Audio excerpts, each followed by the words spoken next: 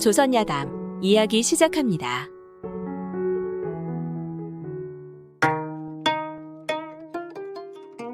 옛날 옛적 황해도 곡산에 매화라는 예쁜 기생이 있었습니다. 매화는 그 태생이 기생의 딸이니 태어나자마자 이미 기생으로 신분이 정해져 있었으니 참으로 안타까운 일 아니겠습니까? 매화가 이제 갓 17이 되어 꽃봉오리가 이슬을 머금고 활짝 핀 것처럼 미색과 재색을 두루 갖춘 여인이 되자 고을 사람들은 매화의 아름다움을 황진이에게 비견할 만하다 하며 입에 침이 마르도록 칭송하였지요. 그러던 하루는 늙은 황해도 감사가 고을들을 순시하다가 우연히 매화를 보고 홀딱 반하지 않았겠습니까? 저 아이는 누구이더냐? 내 감사나리. 저 아이는 관계의 딸로 그 미모와 재주가 아주 뛰어나 고을에서는 황진이가 환생하였다. 칭찬이 자자합니다. 황해도 감사는 그날로 매화를 황해도 가명으로 데려다 두고 끔찍이 총애하였지요.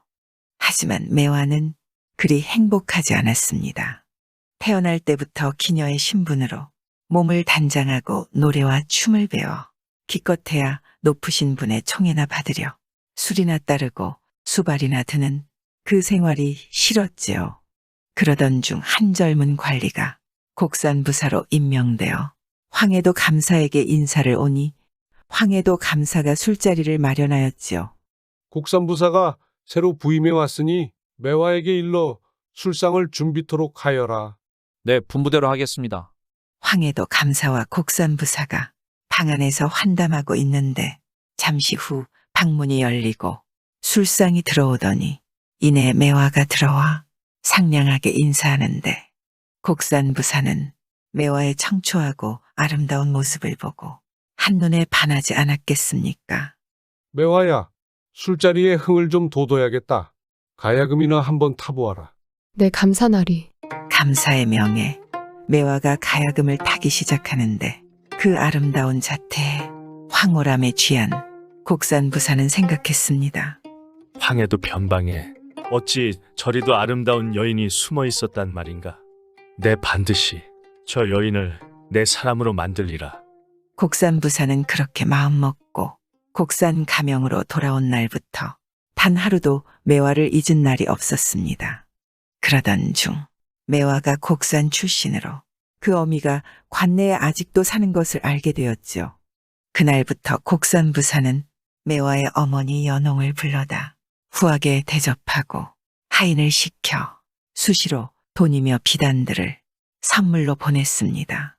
그런데 전에 일면식도 없던 신임부사가 자꾸만 선물을 보내오니 매화의 어미도 뭔가 이상한 생각이 들지 않았겠습니까?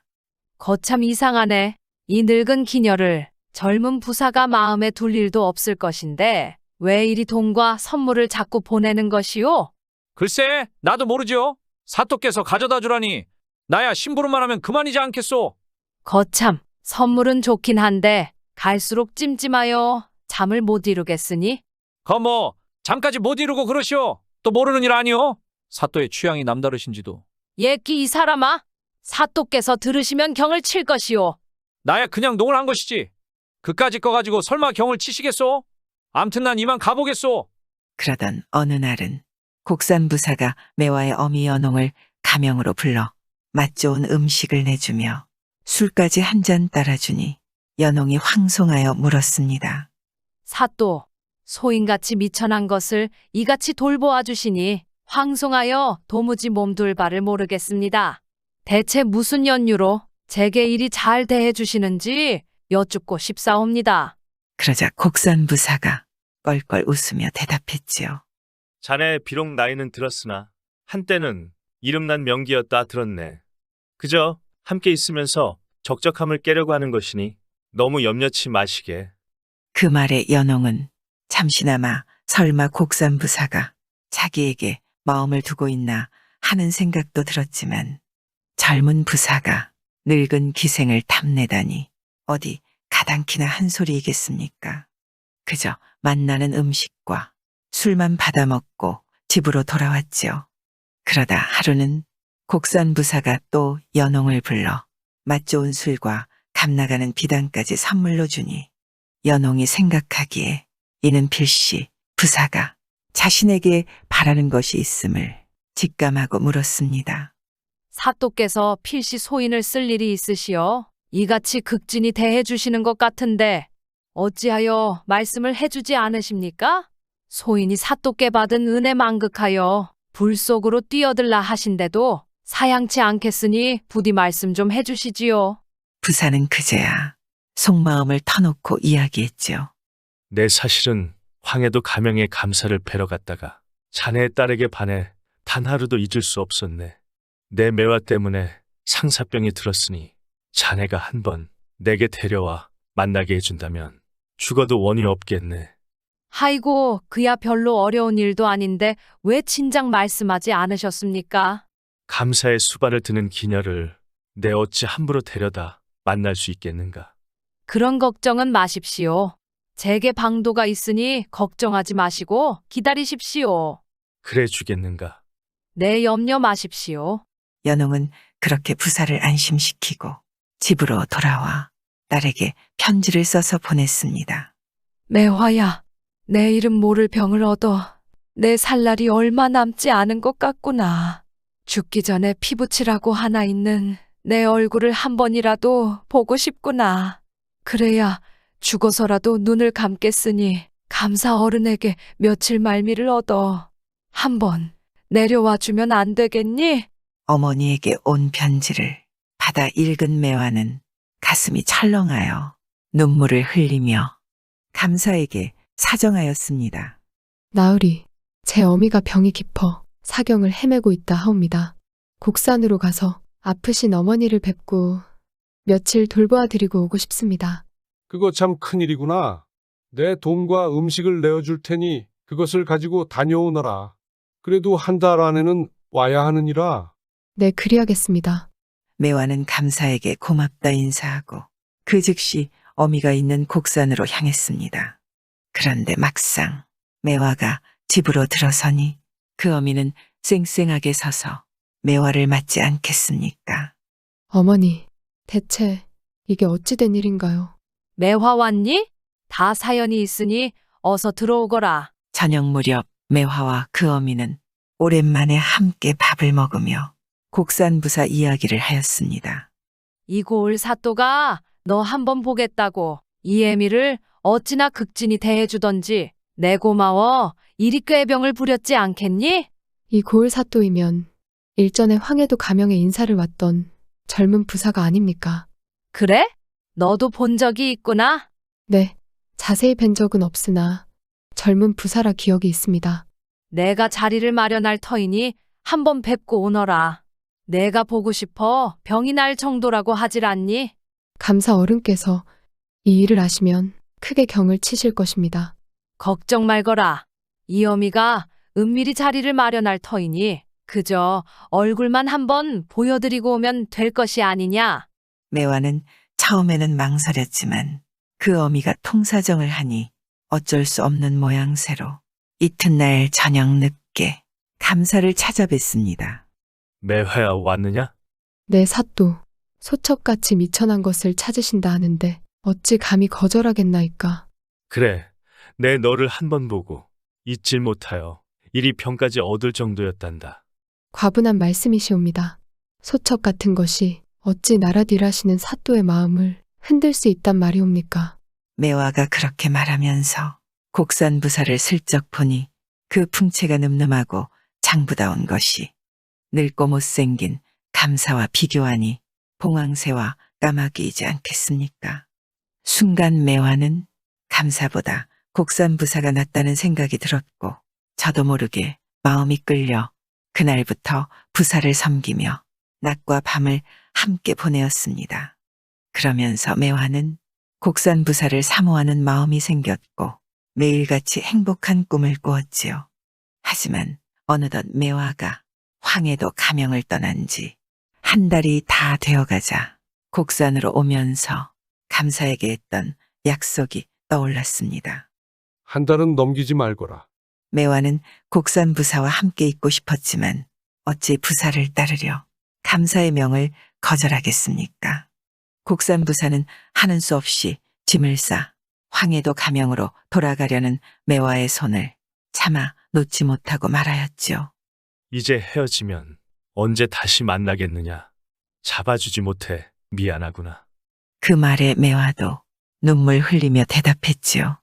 저는 이미 나리에게 허락한 몸입니다.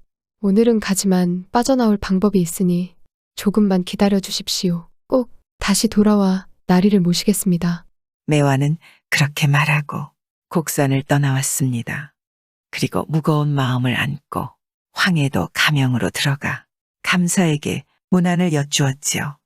그래, 내 모친의 병은 어떻더냐? 가서 보니 어머니의 병이 많이 위독하였는데 다행히 나리께서 주신 돈으로 좋은 약을 써서 이제는 많은 차도가 있었습니다. 그거 참 다행이구나. 그날부터 매화는 다시 감사의 방에 들어 수발을 들며 지냈지요. 그런데 10여 일이 지났을까요? 매화는 갑자기 무슨 병이 들었는지도 모르게 식음을 전폐하고 날마다 앓는 소리를 하고 누워만 있는 게 아니겠습니까? 대체 어디가 어떻게 아픈 것이냐? 모르겠사옵니다. 온몸에 살갗이 따갑고 머리가 깨질 듯 아픕니다.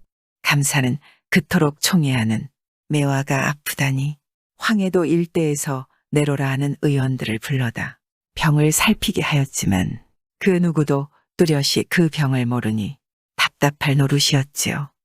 허, 이를 어찌한단 말이냐? 그렇게 답답한 시간을 보내고 있는데 얼마 후 매화의 병세가 더욱 심해지는 것 같다 싶더니 하루는 온몸에 고통이 심하여 견딜 수 없었는지 머리칼을 풀어헤치고 미친 듯이 소리를 지르고 울다가 웃다가 하더니 대청 위에 올라가 감사의 이름을 소리쳐 부르지 않겠습니까? 그러자 관원들이며 하인들이 그러지 말라고 매화를 만류하면 발로 차고 입으로 물어뜯으려 하기에 그 누구도 가까이 접근하지 못하였지요. 저것이 틀림없이 미친 게 분명하구나. 분명 미친 병이야. 이쯤 되니 도저히 방법이 없어 결국 감사는 아전들을 시켜 매화를 꽁꽁 묶어서 가마에 태워 곡산의 집으로 보냈지요. 그런데 매화는 곡산의 집으로 가 가마꾼들이 모두 돌아가자 언제 그랬냐는 듯 병이 씻은 듯 나았지요. 놀란 매화의 어미가 물었습니다.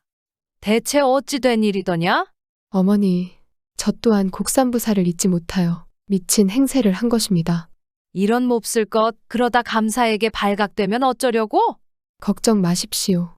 병든 기생을 누가 쳐다본답니까? 이렇게 하지 않으면 저 또한 앞으로 살아갈 수가 없을 것 같아서 벌인 일입니다. 그날 밤 매화는 곡산의 관하로 가 곡산 부사를 만나 그동안 있었던 일들을 이야기했지요. 부사는 자기를 못 잊어 미친 행세를 한 매화가 너무도 사랑스러워 그날부터 변치 말자며 매화와 깊은 정을 나누며 지냈지요. 그런데 낱말은 새가 듣고 반말은 쥐가 듣는다고 어느새 그 소문이 퍼져 황해도 감사의 귀에까지 매화의 꾀병이 알려졌습니다. 하지만 감사는 이렇다 할 내색을 하지 않았지요. 속으로는 두 연놈을 요절을 내고 싶었지만 어찌 감사 체면에 일개 기녀를 두고 부사와 다투겠습니까? 그저 속으로 이만 갈고 있을 뿐이었습니다. 그러다 곡산 부사가 황해도 가명에 보고할 일이 있어 감사를 아련하니 감사가 뜬금없이 묻지 않겠습니까? 곡산의 기생 매화가 내 수청을 들던 기생인데 몸에 병이 있어 집으로 보냈네. 요즘 매화의 병세가 어떠한지 자네 혹시 들은 바 없는가? 순간 당황한 곡산 부사가 얼굴이 빨개지고 말을 더듬거리며 대답하였지요. 병이 조금 차도가 있다고 들었습니다. 하지만 관아의 수청 기생을 제가 못하러 살피겠습니까? 곡산 부사의 모르쇠에 감사는 그저 웃으며 말했지요. 그렇겠지. 그래도 자네가 나를 위해 그 기생을 잘 보살펴 주게나. 네, 그리 하겠사옵니다. 곡산 부사는 감사의 말에 대답하였지만 차갑기만 한 감사의 태도에 안절부절 못하였지요. 곡산 가명으로 돌아온 부사가 매화와 한방에 들어 잠을 자며 가만히 생각해 보니 아무래도 자신과 매화의 관계를 감사가 눈치챈 것이 분명하였죠. 이러다가는 나뿐만 아니라 매화도 무사하지 못할 것이다. 곡산 부사는 밤새 고민을 거듭하다 부친의 거짓 병환을 핑계로 한양에 다녀올 수 있게 해달라. 감사에게 청을 하여 한양으로 올라가 조정의 높은 대관을 만나 황해도 감사의 잘못된 행적들을 고변하였지요. 당시의 조정은 남인과 서인의 당파 싸움으로 시끄러웠는데 서인인 황해도 감사의 행적을 남인에게 고변하니 남인들이 들불처럼 일어나 황해도 감사를 파직하라 하니 임금도 어쩔 수 없이 황해도 감사를 파직하였습니다. 그럼 참, 장부가 어찌 여인 하나를 두고 나에게 이렇게 치욕을 준단 말이냐? 다 덧없구나. 덧없어. 감사가 파직을 당하니 곡산 부사는 더는 꺼릴 게 없었지요. 그날부터 부사는 매화와 가명에서 깨가 쏟아지게 정을 나누며 행복한 나날을 보냈지요.